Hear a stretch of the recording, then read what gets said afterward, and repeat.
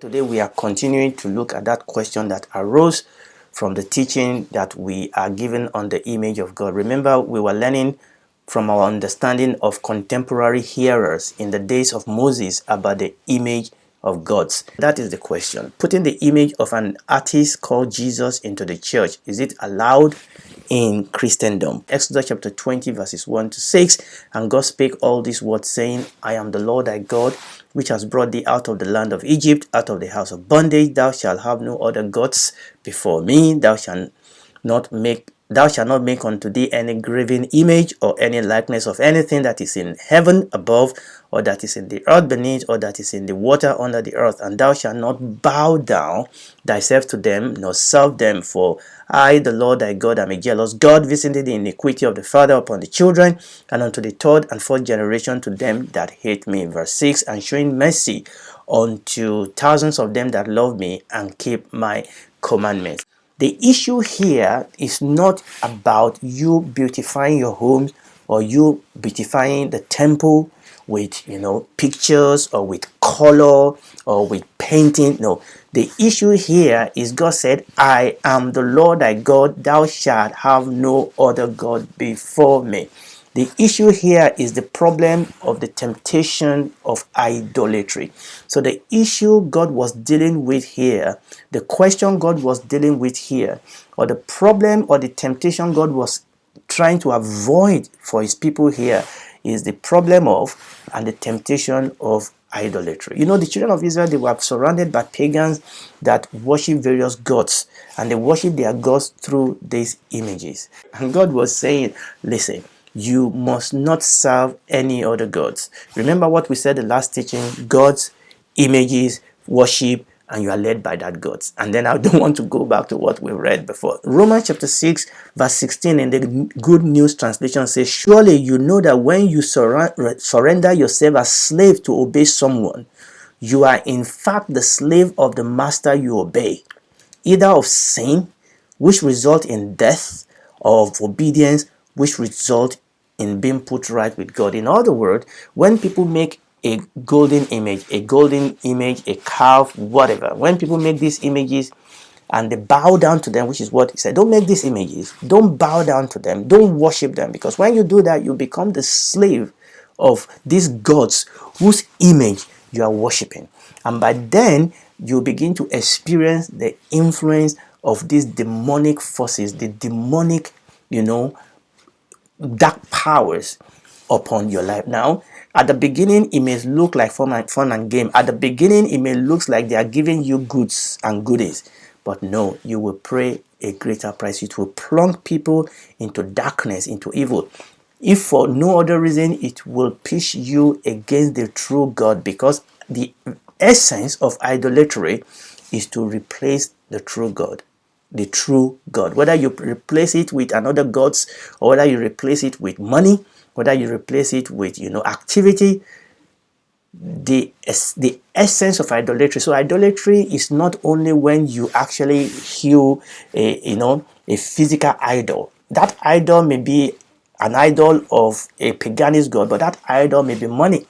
That idol may be your pet, hobby. That idol may be anything. That idol, even for minister, may be their ministry. So anything and everything that takes the place of God, that we worship and bow down to instead of God, that is an idol. And God said no. This image, which represents your worship, actually will bring you to a place of being, a place of where people are, how will I put it, in bondage. That's the word. We bring people to a place of bondage to this demonic power. They become slave. They will begin to see a manifestation of the evil and wickedness and the nature of this evil power, because the devil is a wicked devil. And this is what the Lord God was telling his people. Now that we have laid this foundation, we are now going to go into that question. So the first thing is that an artistic drawing, or maybe even if it's an artistic something that somebody shaped. Okay, what is the implication of that? Now, what people put in our churches building, in cathedral around the world, are artistic drawing and painting of Jesus. Sometimes they put those things in stained glasses, and what you will see is that oftentimes a lot of these are drawn from the history of the Bible, maybe from the birth of the Lord Jesus Christ, from his life, from his death, from his resurrection. I mean, obviously, no one really know what the Lord Jesus really looks like. But the first thing we need to establish here is that when we're talking about the images of God in this in where we have read in the scripture, is totally different from somebody making an artistic drawing of the Lord Jesus Christ or a certain period of his life or a certain event in his life and putting that in the church. Now, remember what I said. Don't cut me off. Wait until I finish my thought, okay? Or else you are going to misunderstood what I'm saying totally, okay? Don't presuppose you know where I'm going with this. But the first thing we need to understand is that an artist drawing something or somebody actually coming into the church to beautify it by drawing things or by carving things that are from the scripture that makes the scripture to come alive, or it may just be writing scripture. Because the truth is, what about if we paint the cross? What about if we paint the picture of the Bible? What about if we put our logo? What about if we print the picture of a fish or the picture of a dove? You know, all those things that have come to mean something to us, that bring the knowledge of truth in the scripture. What about if we paint all those things in our church wall or paint it into our church windows? Is that the same thing as somebody, you know, making a golden image or making an image of other gods? No, actually, this is totally not the same thing, okay? All these paintings that I've mentioned, they are totally different from images of God, that God was warning his children not to carve images of God in any form, shape, or fashion. The images of God are usually, though not exclusively, they are usually life-size. They are carved images. Like I said, you remember the story of Nebuchadnezzar when he made that image and said everybody should bow down. Now, it is very, very important. It is important for us to understand that the purpose of the image is for worship of the gods whose image we have carved. Now, that is not the reason why people put all these pictures in churches. Okay, oftentimes people put all those pictures in churches to just beautify it. Now, there is another area, there is another thing I'm going to say about that, but much later. Most churches with this type of pictures do not actually pour oil on it or bow down to worship those pictures, unlike the images that we see in pagan temple, or that the images that God wants his people about. The question is not about the picture. The question is not about the drawing. The question is not about those things. The question is the use to which those drawings, is the use to which those pictures are being put into. Question: are those pictures, are those drawings, are those things that we put on the wall, even if it is a word from the scripture, even if it is a picture of the cross, even if it is a picture of the Bible, are those pictures, have they become an idol? And that is the question. If the reason why we are putting all those things is because we are putting faith in them, and I'm going to mention some of those things. If we don't do that in this teaching, maybe it will flow up into another teaching. That is the question. Have they become an idol? Because this can happen. This can indeed happen. We are something that we do honestly, that something that is biblical, something that we do honestly, that is biblical, they can become an idol. Your son, your daughter, your husband, your wife, your job can become an idol. The ministry can become an idol. Remember, we said that the essential heart of idolatry is something that takes your attention and affection away from God. Something that have taken the place of God. Isaac does not become an idol, did not replace God in the heart of Abraham. He was able to offer him to God when God demanded for him. You remember the story of the brazen serpent, when the children of Israel, when they sinned and God asked Moses to create this brazen serpent, and whosoever look into it, they will be healed. Do you know that that brazen serpent became a source of worship later? Also, when Moses died, you remember, God buried Moses himself, and there's a reason why God buried Moses himself. Let's read first of all the brazen serpent. 2 Kings chapter 18 verse 1. Now it came to pass in the 3rd year of Uzziah son of Elah, king of Israel, that Ezekiah the son of Ahaz, king of Judah, began to reign. Verse 3. And he did that which was right in the sight of the Lord, according to all that David his father did. He removed the high places and break the images and cut down the grooves and break in pieces the brazen serpent that Moses has made. For unto those days the children of Israel did burn incense to it, and he called it Nehushtan. He trusted in the Lord God of Israel, so that after him was none like him among all the kings of Judah, nor any that were before him. Now this is very, very important. The brazen serpent that Moses made, God told him to do it. And God used that brazen serpent to heal his people. It was right. It was the right thing to do. It was the right thing to do because God told him to do it. But years later, in the time of Ezekiah, what we see here, that it has become a source of idolatry worship. So this was an image. Okay, this was an image that was made by Moses on the instruction of God. Something that is of God. In one generation, in another generation, it has become an image, a source of idolatry. The Bible says the children of Israel were burning incense to it. So it's not about the image itself, it's about the use that is being put to now. I mean, you could say, but God gave him that. So if they worship, maybe they worship God. No, you don't worship God through images, because God knows the type of evil and wickedness that will generate from that. And you can see they've lumped the brazen serpent together with other images of other gods. That is why God said, don't have any such images and worship through it. Praise the Lord. What about when Moses died? Let's go to Deuteronomy. Deuteronomy chapter 34 verses 5 to 6. So Moses, the servant of the Lord, died there in the land of Moab, according to the word of the Lord, and God buried him in a valley in the land of Moab, over against Beth-peor. But no man knoweth of his sepulchre unto this day. God buried Moses himself. I mean, if people can turn the brazen serpent into a source of idolatry, what would they have turned the tomb of Moses into? I mean, Moses, the man of God par excellence, the man that spoke to God mouth to mouth and face to face, the man that saw the backside of God and his face was shining. Moses. Moses. What if people knew where Moses was buried? What sort of idolatry will have developed around Moses?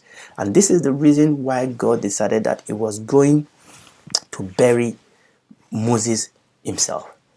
So what I'm saying is that we must separate between an artistic painting and an image that people use to worship. But that one can become the other. And this is very, very important. And it's not just about the artistic painting of Jesus. It can even be the cross that we put on the wall. It can be, I know people that almost has turned, the seat of their man of God into an idol. A lot of idolatry going on in the church because we are making an image out of the things of the temple. The, operation of the temple, the men of the temple, the women of the temple, the process of the temple. It is easy for us to make an image of those things. And I'm going to mention one or two of those things. I'm trying to not rush ahead of myself. It is possible, but we have to separate. We must not throw the baby out with the bathwater. Many of us have pictures, posters, drawing of our best athletes, our father, our mother, our best footballer, our preachers, our mentors. Many of us have pictures of our friend, our church family member, our church family. Many of us we are fans of one football or another, and we have their memorabilia. Many of us have all those things, but they are not necessarily images. They become image when they become our worship. But a lot of us have those things. We beautify our home with them. We put them in our wallets. Okay, we put them in albums. They are a source of joy to us. We don't worship them. We don't worship them or worship God through those pictures. There's absolutely nothing wrong in putting pictures on the wall to explain scripture. Okay, there's a common saying that one picture is worth thousands of words. That is what they say. One picture is worth thousands of words. It depends on the use to which those pictures, those drawings, or whatever it is we are talking about, it depends on the use in which we are putting them into. And we have to be very, very honest with ourselves. Okay, and I quite agree that a lot of these things have become an idol. And my point is, it's not just the artistic pictures, even some of our arrangement, even some of the men and women in the church, even some of the items in the church today have become idols because they have taken the place of God. When you tell some people this is what the Bible says, well, we don't believe, that's not the way we believe it in our church. Well, is it what you believe in your church or what the Bible says? Okay, no, we don't see it that way. Okay, some people will take their denominational, standing against what the scripture says, even if you show them in the scripture that this is what the scripture says. So their man of God, their woman of God, or their church belief has become taking the place of God. There you see idolatry taking place. So there are another issues, and I'm going to have to take that in the next teaching. But remember what I said at the beginning. Please stay with me. Okay, stay with me. You will jump to the wrong conclusion. Hopefully you are beginning to see where I'm going with this. You will jump to the wrong conclusion if you don't stay with what I'm saying. I'm trying to balance this. Okay, I'm trying to balance this. I mean, obviously, if my right hand will cause me to sin, or if my eyes will come, I can pluck it out. So if you feel that you don't want those things, you don't want those images, they are distraction, that's fine. But we need to understand what the scripture says. Okay, there are other side of this discussion that I'm going to come into, that I'm going to explain. I was hoping that this will only take 2 sessions. Obviously it looks like it's going to take 3 sessions now. There are other area of this that we are going to go into. The Bible says, Paul was writing to the Romans, I believe. He said we all have knowledge. He said, but if my knowledge will cause my brother to sin, no, I'm not going to do it. He said, look, if they bring meat to you, don't ask questions, eat it. But if somebody tells you that it's been ordered to idol, then don't eat it. Somebody said, well, does that mean that they are idols? Does that mean they are other gods? Paul said, no. It doesn't mean that they are other gods. We know there are no gods but gods. All those things are demons. You could really eat it and give thanks. But if you do that and you hurt the mind or the soul of another brother, now that is an issue. He said, I would rather not eat meat than allow another brother to be, to fall because of my action, because of my knowledge.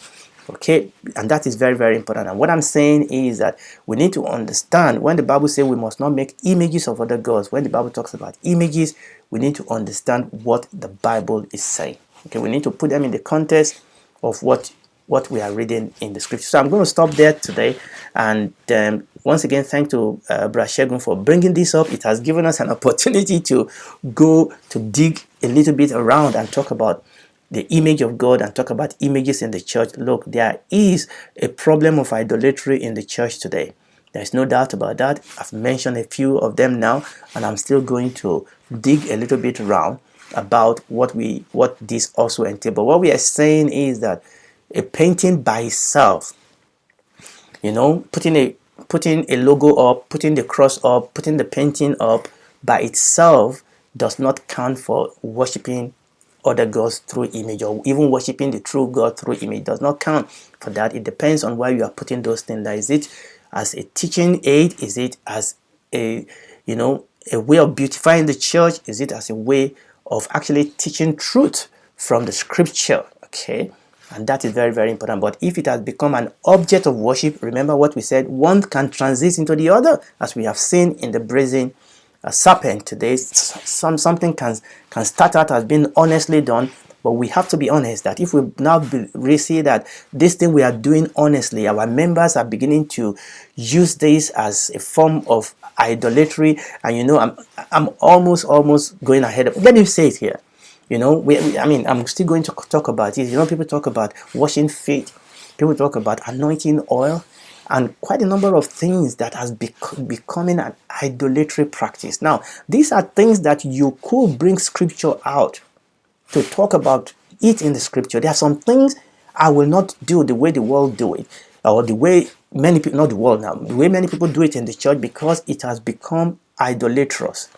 Okay, they have taken it out of the context of the biblical practice, and they have become by and large idolatrous. Does that mean that everybody that uses anointing oil is an idolatry? No.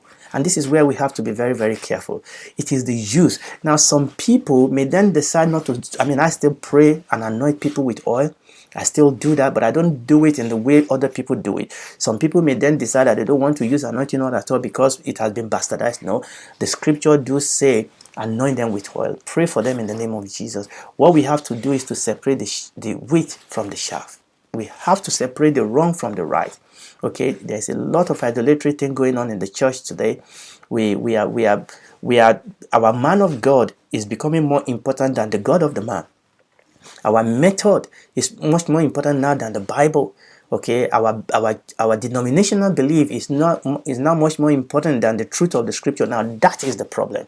And that is the one that we all have to guide against. Praise the Lord. I hope I'm beginning to answer this question, and we are going to continue. This is going to flow into the third section by the grace of God. Our Father, we thank you. And look, if you are listening to me and you are not born again, the time is short. Listen, this world, this earth is a preparation for the world to come. If you spend 80, 90, 100 years here, what are you going to face in eternity? And let me tell you something, you're not going to disappear. We are going to live forever. The question is, where do we live? With God? On the side of God? Or on the side of the devil? The people that will spend time with God are the people that He has become their God. He has become their king here on earth. How do you get visa into heaven? Does heaven come to you now? Yes, becoming Christian is not just about going to heaven, because heaven is going to come down to earth anyway. But heaven needs to come to your heart. You need to be born again. You need to have this image of God, and I'm going to talk about that next time by the grace of God. You need to have that image. You need to be marked. You need to be marked out for Him, and then He will walk this earth with you. It will strengthen you to live for Him on this earth. And when this is all over, you will spend eternity with Him in the new heaven and the new earth. Do it today. Tomorrow may be too late.